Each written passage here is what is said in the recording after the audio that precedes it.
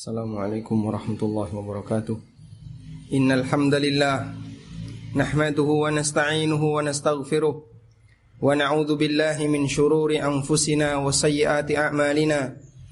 May yahdihillahu fala mudilla lahu wa may yudlil fala hadiyalah. Wa ashhadu an la ilaha illallah wahdahu la syarika lah wa ashhadu anna Muhammadan 'abduhu wa rasuluh.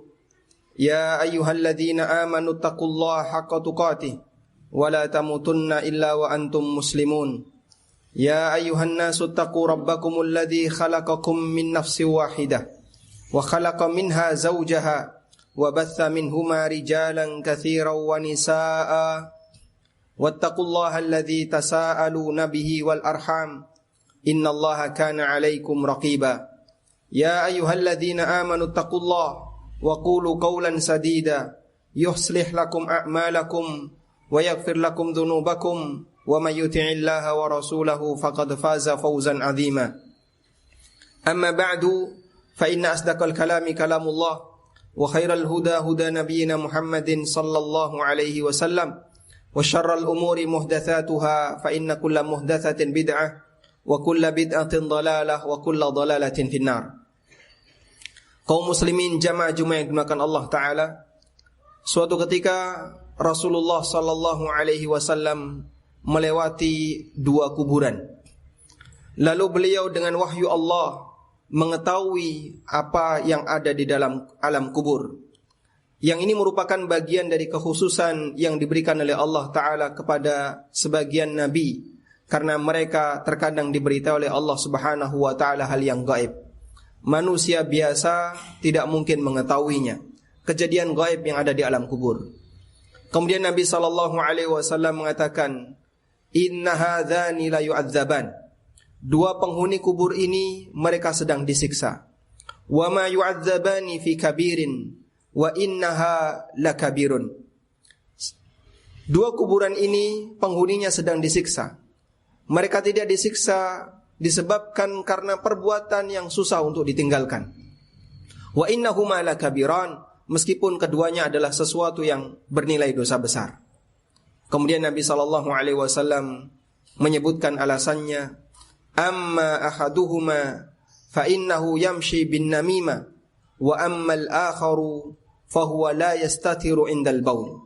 Yang pertama, orang yang dia punya hobi melakukan namimah, yaitu hobi adu domba. Sedangkan orang yang kedua, dia tidak berhati-hati ketika dia melakukan kencing. Hadis sahih riwayat Bukhari Muslim. Hadirin yang dimuliakan Allah Subhanahu wa taala, terkadang ada banyak hal yang barangkali dianggap remeh oleh sebagian orang, namun itu besar di hadapan Allah Subhanahu wa taala.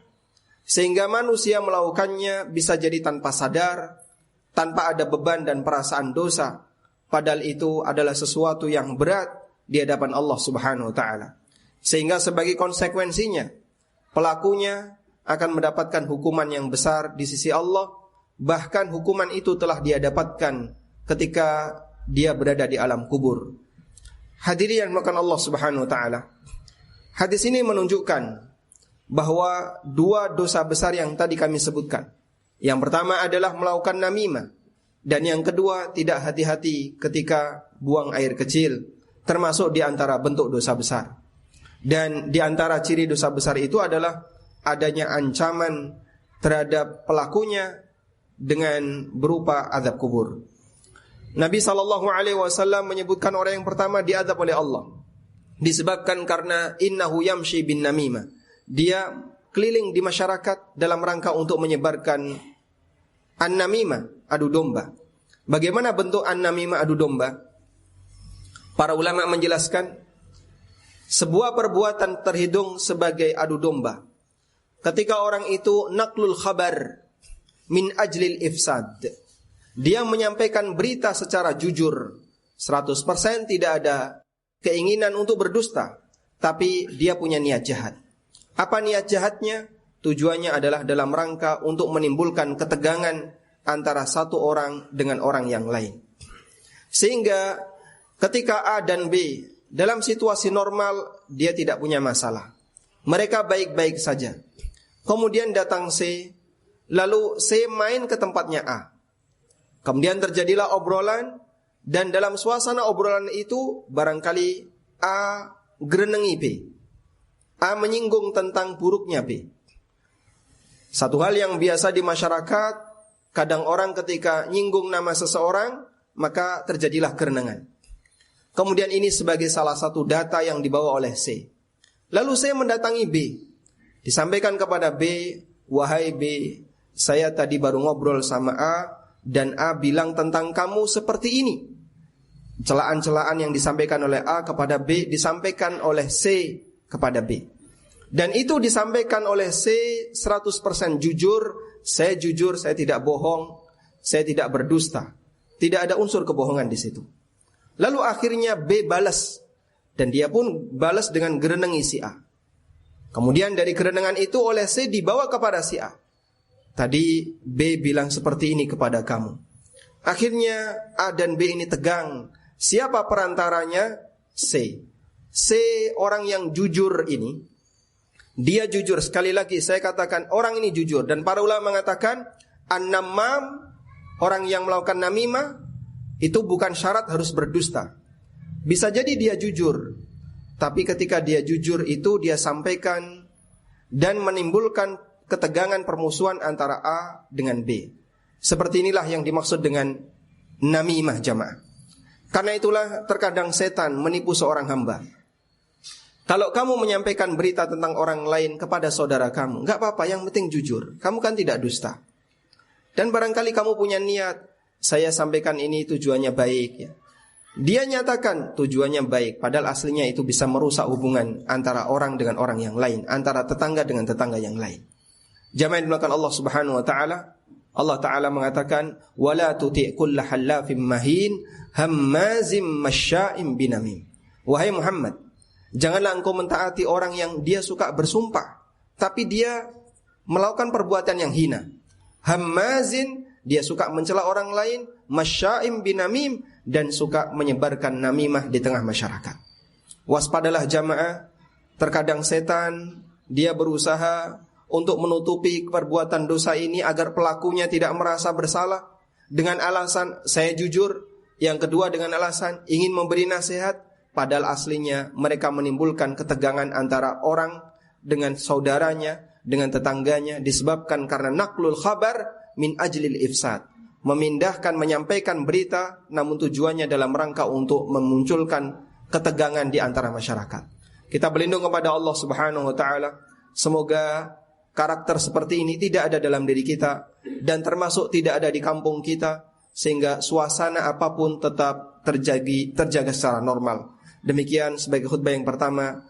Semoga Allah taala memberkahi kita. Wassallallahu ala nabiyyina Muhammadin wa ala alihi wa sahbihi wa sallam. Aqulu qawli hadha wa astaghfirullah. Alhamdulillahi wa kafa, wassalatu wassalamu ala rasulil mustafa wa ala alihi wa sahbihi wa mawalah. Wa ashhadu an la ilaha illallah wahdahu la syarika lah, wa ashhadu anna Muhammadan abduhu wa rasuluh sallallahu alaihi wa ala alihi wa sahbihi wa sallama tasliman katsira. Hadirin jamaah Jumat yang dimuliakan Allah Subhanahu wa taala. Nabi sallallahu alaihi wasallam beliau berpesan kepada para sahabat, kalau kamu menjumpai sesuatu yang tidak nyaman terkait saudaramu, terkait temanmu, jangan kau laporkan kepadaku. Kenapa beliau meminta demikian? Karena beliau ingin ketika ketemu orang dan dia tidak pernah mendengar hal yang buruk tentang orang itu, maka beliau ketemu dalam kondisi munsyarihas sadr, dalam kondisi suasana dada yang lapang. Tapi kalau kita sudah pernah mendengar hal yang buruk tentang orang itu, kita ketemu A dan sudah pernah mendengar A itu punya sifat-sifat buruk seperti ini, pada saat kita ketemu mungkin kita jaga jarak, suasana jadi gak nyaman. Makanya sampai beliau meminta kepada para sahabat, kalau kalian menjumpai ada hal yang tidak baik terhadap sahabatmu, yang itu kaitannya dengan urusan pribadinya, tidak perlu cerita kepadaku. Agar beliau ketemu para sahabat yang lain, ketemu kaum muslimin yang lain dalam kondisi dada yang lapang. Dan suasana seperti itulah yang dibangun di tengah masyarakat Madinah jemaah. Sehingga mendengarkan aib orang lain itu menjadi salah satu penyakit bagi hati. Kalau ketemu orang itu jadi kita nggak nyaman. Coba kalau kita nggak pernah dengar aib itu, kita akan tetap nyaman ketemu siapapun. Dan tidak punya musuh dimanapun kita berada. Bagi orang-orang mukmin adalah anugerah yang luar biasa. Karena kita sudah punya sebuah beban dalam hidup, maka jangan ditambahkan dengan beban adanya gesekan atau pergeseran ketegangan dengan yang lain. Kemudian dosa yang kedua adalah tidak hati-hati ketika kencing. Nabi SAW pernah mengingatkan dalam hadis riwayat Ad-Daruqutni dari sahabat Abu Hurairah radhiyallahu anhu, "Istanzihu minal baul fa inna 'amata 'adzabil qabri minhu." Hati-hatilah dengan kencing. Karena dominan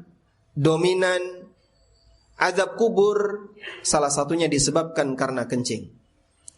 Yang dimaksud di sini adalah orang tidak hati-hati dengan cipratan kencing, atau ketika kencing ceboknya dia nggak maksimal, kadang nggak cebok kemudian langsung pakai celana, dan tentu saja kemudian celananya akan terkena najis, lalu dia pakai untuk ibadah.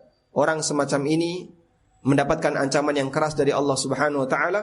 Bahkan Nabi SAW menyebutkan mayoritas azab kubur sebabnya adalah kencing yang tidak hati-hati.